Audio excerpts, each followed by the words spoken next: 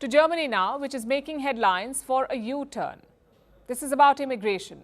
Germany now wants tougher immigration measures. Chancellor Olaf Scholz announced it.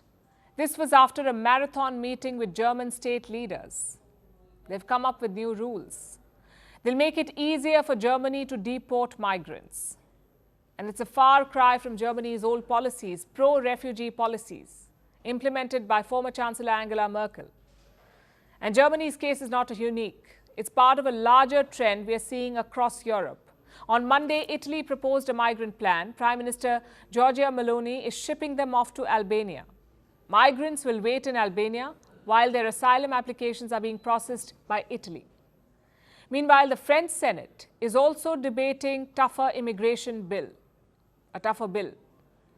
And then, of course, there's the UK. They started it all with their ship to Rwanda plan. So everywhere you look, Europeans are shutting the door, trying to outsource their refugee problem.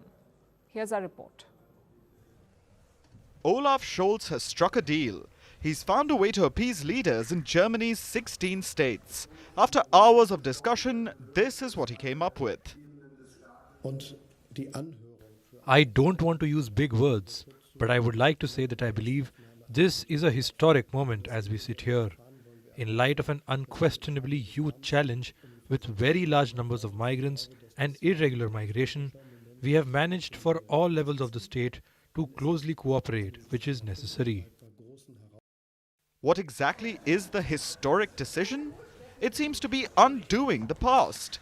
Germany has been seen as a welcoming country for refugees and asylum seekers.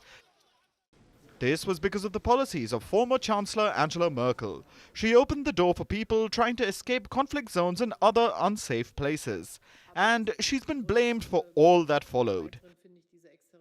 Europe in general and Germany in particular are seeing a surge of immigrants, people fleeing war zones and poverty around the world.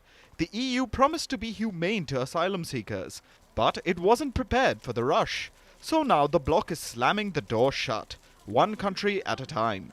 Germany will reduce support for migrants. They'll have to wait longer until they're eligible for healthcare, funding and other social services. It's a bid to make Germany less attractive for immigrants.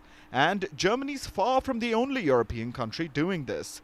Italy has been at the forefront of the European migrant crisis.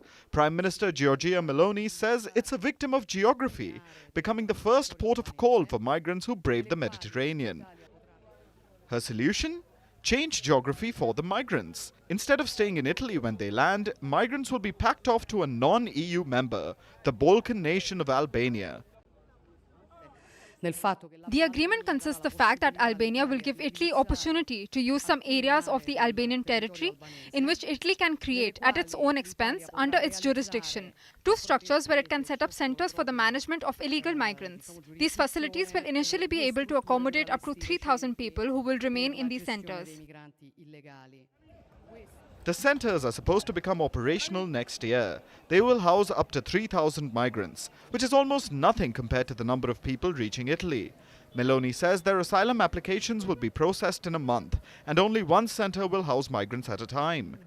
So she expects to hold 36,000 asylum seekers in Albania every year. Is this legal? The UN says it is, provided some rules are followed. First, that all the rights provided by the Conventions on Refugees and Human Rights are respected by the concerned countries. And second, that these transfers must not become a shift of responsibilities as far as refugees' protection is concerned. They must instead become an enhancement of a shared responsibility. Who will check if Albania respects human rights? Will the EU ensure that Italy doesn't abdicate responsibility? We'll find out in a few months. On the face of it, Europe seems to be doing everything it can to shift the refugee burden elsewhere. France seeks to deport people who are a serious threat to public order. That could mean anything. But they'll make an exception for people who work in sectors with labor shortages. Basically, people willing to get exploited at minimum pay. Then, the UK is trying to send migrants to Rwanda in Africa. British courts have struck down this plan, but the government is appealing the decision. Even if it loses, there will likely be other deportation drives. It seems Europe's anti-immigration push has just begun.